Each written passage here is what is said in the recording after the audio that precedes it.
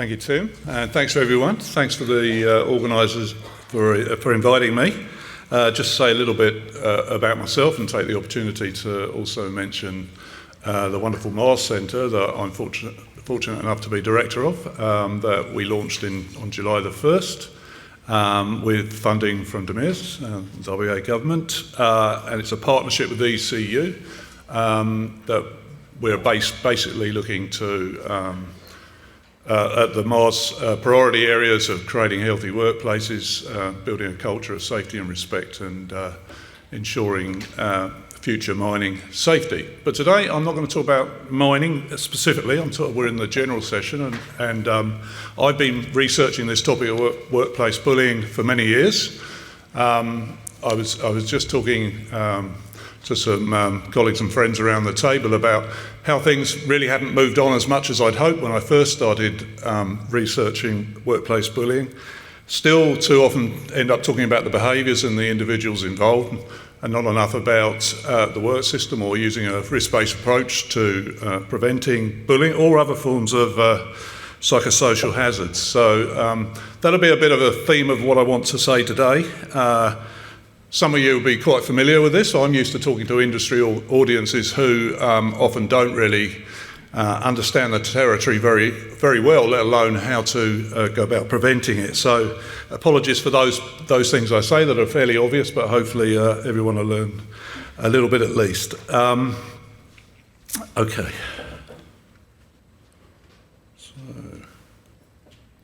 Okay, so there's obviously many different types of workplace bullying behaviour, and we can think of these in terms of incivilities, and incivility was mentioned earlier, and as it's the word of the day, I'm going to mention it as well.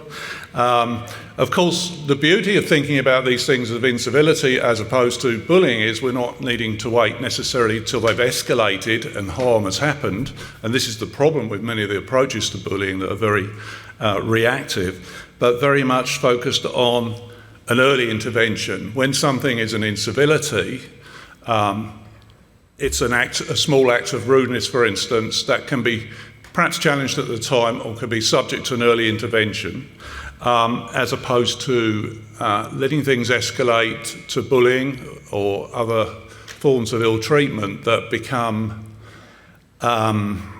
significant and much more difficult to address. And we all know that organisations do not deal with workplace bullying well in many cases. Often they result in the target of the bullying leaving, sometimes with a gag clause, the bully remaining, and 3 to 6 months later, sometimes sooner, they will resume their unreasonable bullying behaviour until the next person leaves. And throughout my research, I've been able to witness clumps of people leaving different organisations and still the bully remaining, particularly people who are in senior roles. So just that note about incivility, and if you can deal with things at an early stage before they become repeated, and most definitions, or almost all definitions of bullying involve the need for it to be repeated before we'll think about it in terms of being bullying, to continue over a period of time, to be considered unreasonable and unwelcome by the person receiving the bullying who is unable to defend themselves. So that power distance, that power imbalance is a very important part of the equation. So the reason I'm showing you all these behaviours is not because I want to talk about all these behaviours, but to say really that to focus on the behaviours and the bully themselves is not necessarily the most effective way to go about addressing bullying, and certainly doesn't allow us to take a more proactive or risk-based approach to bullying prevention. We know prevalence is high. There's been lots of different measures of prevalence. People use different tools to measure it. There's a self-report version where people are given a definition of bullying, and I'm talking about in research now, but also to provide statistics that are used to help with policy and so on. So with a self-report measure, typically they're around about 9 to 10% in this country. Can be more, can be less, depending on where it's done, which sort of cohort is being surveyed and so on. But typically around about 10%. When we use the behavioural measure, typically the negative acts questionnaire or the revised version of that or the shorter version of that, this is where those behaviours I had in the first slide, those sorts of behaviours are listed, and people are asked to say if they've experienced one or more of those over the past 6 months. And usually we say if you experience at least 2 of those for at least 6 months, then we would operationalise that or classify that as bullying, and that prevalence is often over 20%. So what that tells us is where people don't have to self-report that they've been bullied, they tend to report it in higher number or prevalence than when people are self-reporting, and because there are issues around wanting to report bullying, but also shows you that different ways to measure it don't necessarily provide a consistent result. But we know the numbers are high. We know they understate or underrepresent the real extent of the problem. Recent research has shown, and we haven't had revised figures on the costs of bullying for many years now, since the original estimates in Australia, but we're now up to thinking they're around $30 billion a year, so not an insignificant problem. When you take account of all the associated costs, not just the costs of compensation or the loss of the person's productivity or whatever, but a whole range of things are taken into account, then we're looking at a really huge part of our national economy. In terms of cost to the target and the cost to the organisation, they're obviously significant, and we've heard about some of these today in the context of other things like workplace sexual harassment and assault and other forms of psychosocial hazards. And one thing that's come up a number of times, and I've just made a note of myself to talk about here, because many of the people we talk to about bring this up, and that's the cost of these sort of psychosocial hazards are often, one of the things that's often ignored is the fact that if we want to be an employer of choice, that we need to provide a healthy and safe workplace. And let's face it, in a tight employment market, if we want people, we want talent to come and work in our organisation, we better make sure that it's a great place to work, and a place where there is a reputation for bullying isn't a great place to work. So you can see these are typically just some of the types of costs to the individual and the organisation. You'll also see some connection there between the psychosocial and the psychological in terms of stress, anxiety, depression, and also musculoskeletal disorders. There's quite a strong link, and those of you, well, most of us work in work health and safety here, we will know that along with psychosocial risks and psychological harm, musculoskeletal disorders make up a large proportion of the burden of occupational health and safety in this country. I like to try and reconceptualise bullying and to try and encourage people to think about bullying in terms of a problem of organisations rather than being a problem for organisations. So if we're just focusing on the individuals involved and the behaviours themselves, we're perhaps ignoring the fact that, in fact, workplace bullying, like other forms of psychosocial hazard, are actually problems of the organisation, not just problems that they have to deal with that are brought about by the people in there. So not just a simple interpersonal issue occurring between the two individuals, the target and the perpetrator, and also, of course, the witnesses are obviously affected in the almost as much as the targets themselves, and that shouldn't be forgotten. But it's rather brought about by interacting cultural and work environment factors within a social context. So that systems approach to thinking about bullying is just as relevant as when we're thinking about physical safety or other forms of psychosocial risks. That taking a systems approach does encourage us to look across the work system and understand those interacting factors that underlie the real risk. So that's what we do. Now, this is a very simplified model of what is a super complex problem. We see at the front end of the arrow bullying, and we know that that is just a symptom of all these other things in the organisation that interact to cause that. So if we can think about bullying behaviours more as symptoms of underlying problems rather than making them our focus of our attention, this can be really helpful in trying to understand bullying from a risk-based perspective and from a systems approach. So where there is stress and conflict, that can give rise to bullying, and the well-known work environment hypothesis that is often applied to bullying when trying to understand it, its causes, basically tell us that it's the role of work environment factors that lead to this stress that are actually responsible and more important in bullying than those individual factors that we so often hear about.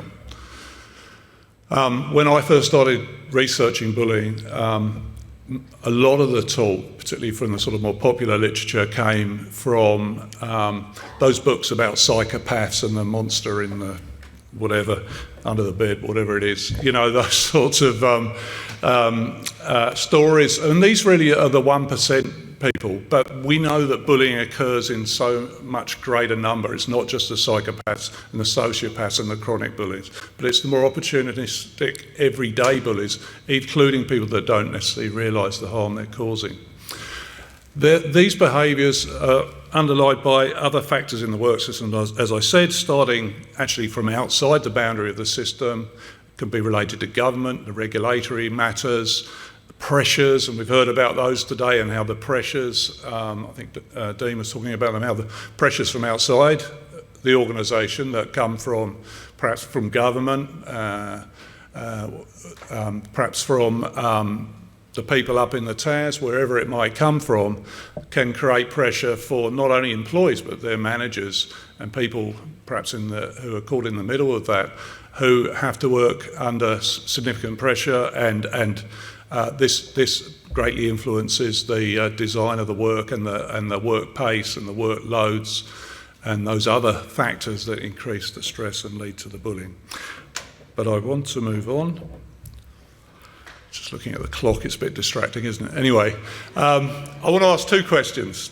So we did a bit of a review recently, and I've been working with colleagues. On this.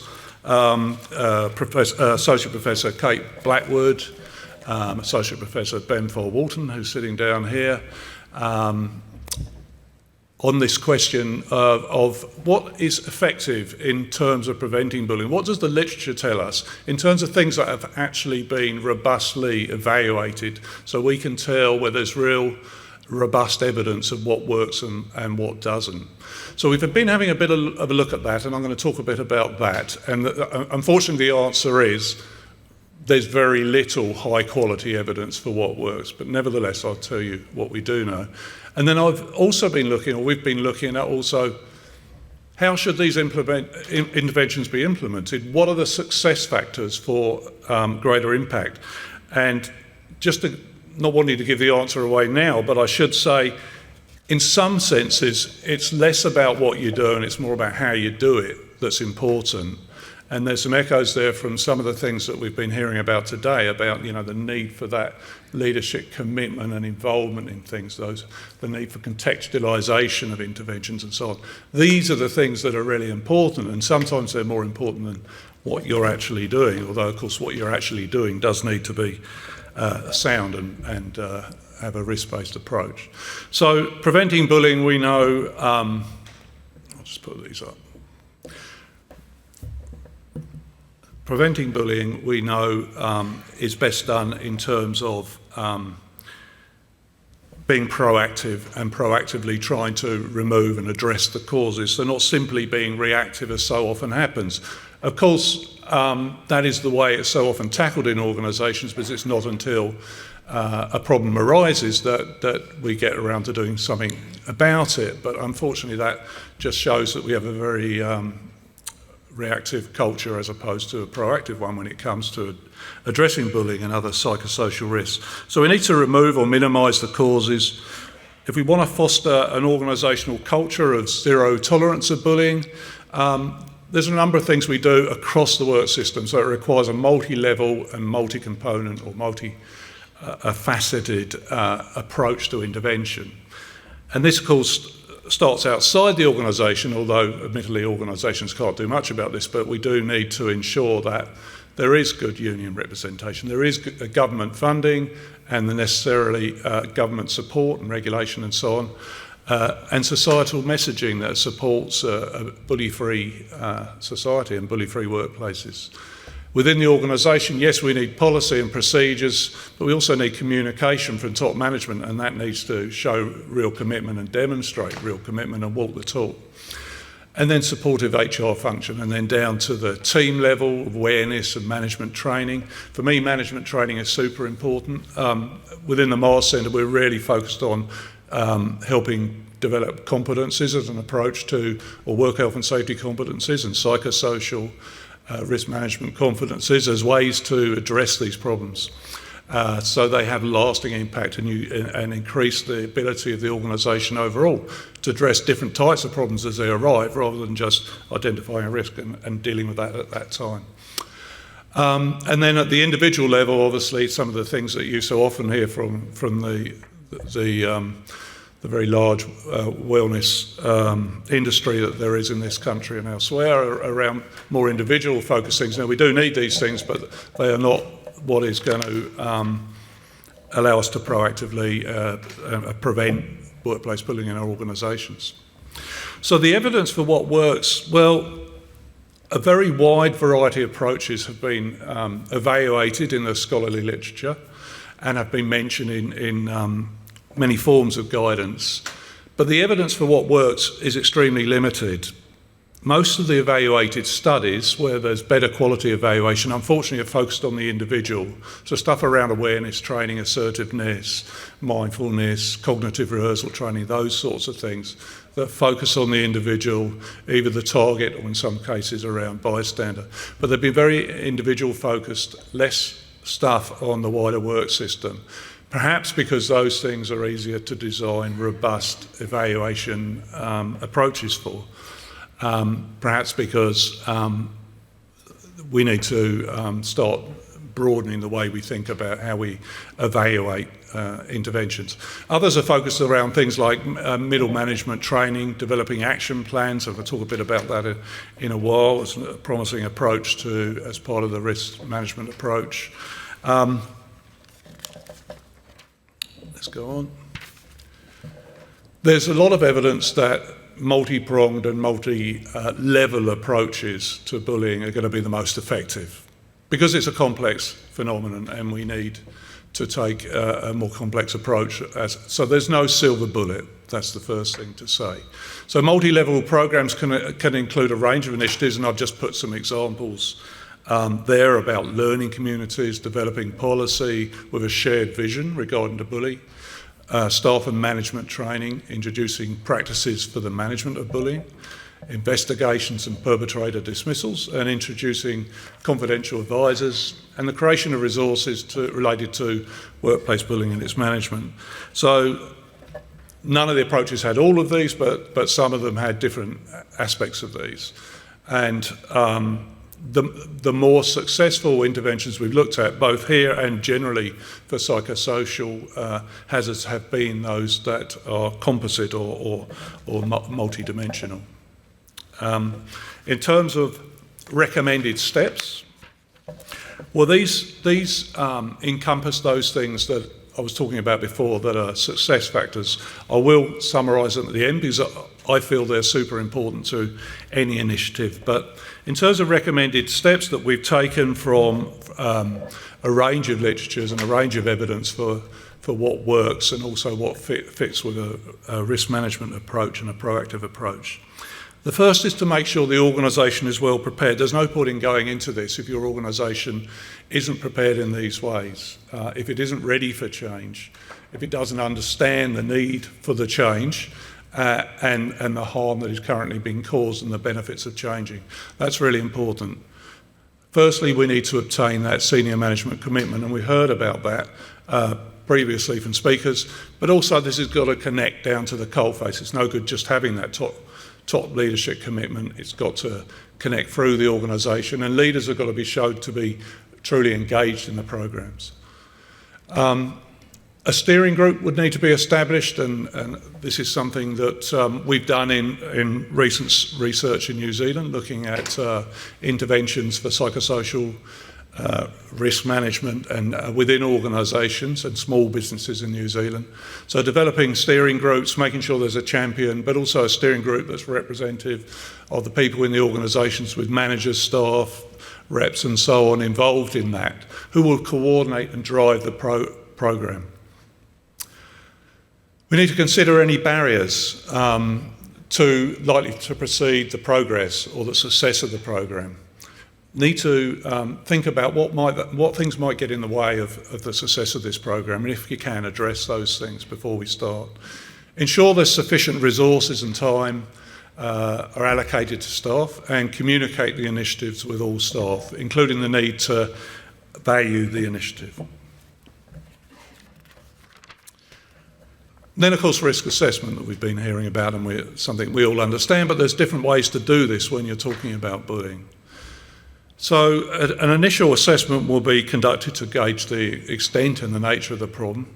Typically, staff surveys are used, but also other sorts of evidence from in the organisation, audits of existing support and so on. We're currently working on an approach that looks at the capability across the organisation for addressing bullying and other forms of ill treatment, as well as other psychosocial risks. So in a number of projects we're focusing on that capability. Do we have the capability at the different levels of the organisation to address this? Do we have the right resources in the right place and so on?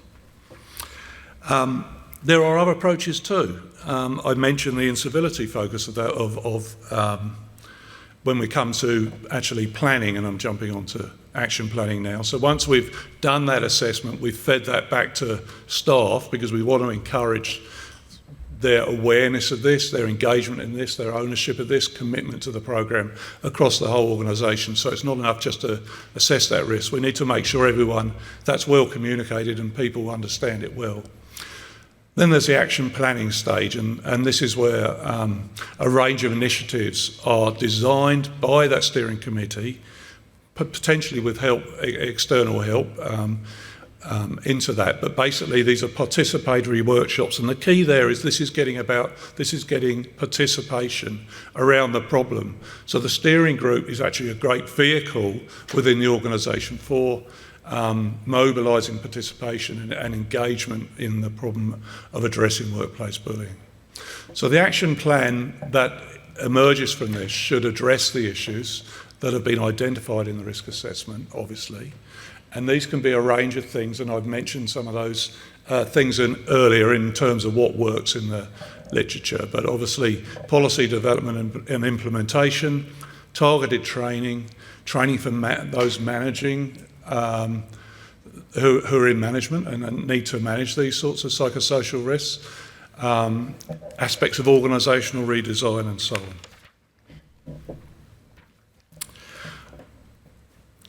Implementation obviously needs to happen as set out in the action plan, and the action plan would include that: who's responsible, by when does it need to happen, how will we know if it's worked or if it's been implemented.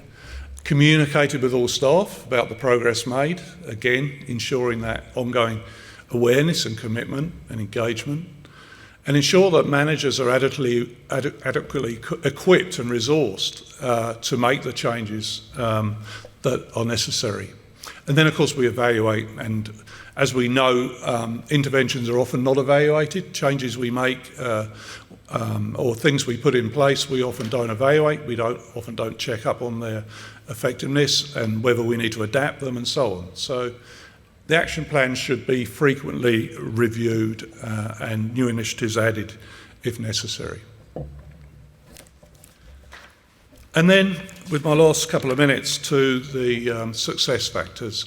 So, as I was saying earlier, I think these are important regardless of the intervention you're putting in place. Yes, the intervention needs to be multi-level. It's no good just aiming at the individuals involved in the bullying or at the individual level. It needs to focus across the work system, but also they need to be multi-pronged. There's no silver bullet, there's no one magic solution. We need to look at a range of interventions or initiatives working together. Management engagement is required. So not just that commitment and that demonstrated commitment, but engagement in the actual process is super important. Worker participation in the intervention and design and implementation, and this is where having a steering group of representative workers can really help be a vehicle for that. So that all these factors are success factors for that in the literature and in practice show that where these are in place, the interventions are more likely to be effective over a longer period of time. The intervention, there should be a mechanism for organisational ownership and sustained prioritisation. How do you keep this front and centre when, so it's not just a one-off, we do this and we, set and forget. So it needs to be ongoing as opposed to a one-off training session or something like that. We need to keep a focus on this, and it needs to be immersive, involving large numbers of people in the organisation. And I'm losing my voice, and I've got 24 seconds left. So I just want to say thanks for listening to me. They're the success factors. Do bear in mind that bullying is a complex phenomenon and requires a complex approach, and the risk management or risk-based approach is an appropriate way to address psychosocial problems, including bullying. Thanks, that's me.